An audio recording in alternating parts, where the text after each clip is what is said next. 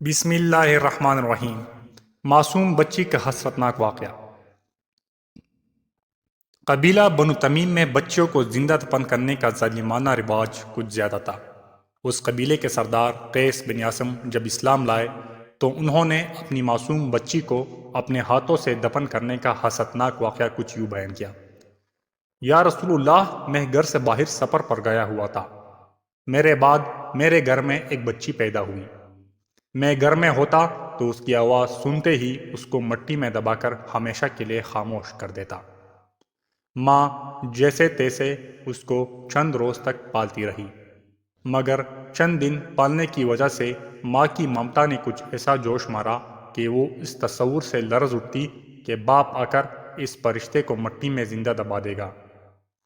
چنانچہ میرے ڈر سے اس نے اپنی پیاری بچی کو اس کی خالہ کے ہاں بھیج دیا تاکہ وہاں پرورش پا کر جب بڑی ہو جائے گی تو باپ کو بھی رحم آ جائے گا۔ میں جب سفر سے واپس آیا تو معلوم ہوا کہ میرے ہاں مرا ہوا بچہ پیدا ہوا تھا، اور بات آئی گئی ہو گئی۔ بچی اپنی خالہ کے زیر سایہ پلتی رہی یہاں تک کہ کافی بڑی ہو گئی۔ خدا کا کرنا کسی ضرورت سے ایک دن گھر سے باہر گیا۔ ماں نے یہ سوچا کہ آج بچی کا باپ گھر نہیں ہے، کیوں نہ اس کو بلا لوں، اور ماں نے اس کو بلا لیا۔ شامت اعمال کچھ دیر کے بعد میں بھی گھر پہنچ گیا۔ کیا دیکھتا ہوں کہ نہایت خوبصورت بنی سوری پیاری سی بچی گھر میں ادھر ادھر دوڑتی پھر رہی ہے۔ میرے دل میں ایک انجانی محبت نے جوش مارا۔ بیوی نے بھی میری نگاہوں کا اندازہ دیکھ کر بانپ لیا کہ محبت جاگ اٹھی ہے اور خون کا اثر رنگ لے آیا ہے۔ میں نے بیوی سے پوچھا، نیک بخت، یہ کس کی بچی ہے؟ بڑی پیاری بچی ہے، اور بیوی نے سارا قصہ سنا دیا۔ میں نے بے اختیار بچی کو گلے سے لگایا۔ ماں نے اس کو بتایا کہ یہ تیرے باپ ہیں، اور وہ مجھ سے چمٹ گئی۔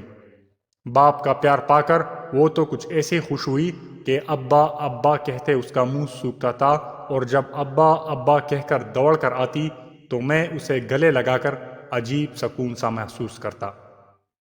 اس طرح دن گزرتے گئے اور لڑکی پیار و محبت کے سائے میں ہر فکر سے بے پرواہ پرورش پاتی رہی، مگر اس کو دیکھ دیکھ کر میں کبھی کبھی سوچتا کہ اس کی وجہ سے مجھے داماد والا بننا پڑے گا۔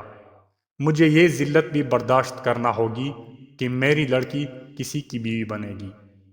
میں لوگوں کے سامنے کیا منہ دکھاؤں گا؟ میری ساری عزت خاک میں مل جائے گی، اور آخرکار میری غیرت نے مجھے جھنجھوڑا۔ میرے صبر کا پیمانہ لبریز ہو گیا، اور میں نے طے کر لیا کہ اس ذلت کے سامان کو دفن کر کے ہی دم لوں گا۔ اور میں نے بیوی سے کہا، بچی کو تیار کر دو، ایک دعوت میں ساتھ لے جاؤں گا۔ بیوی نے اس کو نہلایا دھلایا، صاف ستھرے کپڑے پہنائے اور بنا سوار کر تیار کر دیا۔ بچی خوشی سے چہک رہی تھی کہ ابا جان کے ساتھ جا رہی ہے، اور میں اسے لے کر ایک سنسان جنگل کی طرف روانہ ہو گیا۔ بچی کودتی پانتی میرے ساتھ چل رہی تھی، اور مجھ سنگ دل پر یہ جنون سوار تھا کہ جلد از جلد اس شرم کی پوٹلی کو مٹی میں دبا دوں۔ بچی کو کیا خبر تھی؟ معصوم بچی خوشی میں کبھی میرا ہاتھ پکڑتی، کبھی مجھ سے آگے آگے دوڑتی، کبھی پیاری زبان میں باتیں کرتی، یہاں تک کہ میں ایک جگہ جا کر رک گیا۔ پھر میں نے زمین میں ایک گڑھا کھودنا شروع کیا۔ بچی حیران تھی کہ ابا جان یہاں سنسان جنگل میں یہ گڑھا کیوں کھود رہے ہیں، اور پوچھتی، ابا یہ کیوں کھود رہے ہیں؟ اسے کیا خبر تھی کہ ظالم باپ اس چہکتی پھول سی بچی کے لیے قبر کھود رہا ہے تاکہ ہمیشہ کے لیے اسے خاموش کر دے۔ گڑھا کھودتے ہوئے جب میرے پیروں اور کپڑوں پر مٹی آتی تو معصوم بچی اپنے چھوٹے چھوٹے پیارے اور نازک ہاتھوں سے مٹی جھاڑتی، اور طوطی زبان میں کہتی، ابا آپ کے کپڑے خراب ہو رہے ہیں۔ جب میں نے گہرا گڑھا کھود لیا تو ایک دم اس بے گناہ ہنستی کھیلتی بچی کو اٹھا کر اس گڑھے میں پھینک دیا، اور جلدی جلدی اس پر مٹی ڈالنے لگا۔ بچی مجھے حسرت سے دیکھتے ہوئے چیختے رہی، ابا جان، میرے ابا جان، یہ کیا کر رہے ہو؟ ابا آپ کیا کر رہے ہو؟ ابا میں نے کچھ بھی تو نہیں کیا ہے۔ ابا آپ مجھے کیوں مٹی میں دبا رہے ہیں؟ اور میں بہرا، اندھا اور گونگا بنا اپنا کام کرتا رہا۔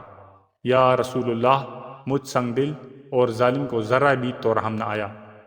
بچی کو میں زندہ دفن کر کے اطمینان کی سانس لیتا ہوا واپس آ گیا۔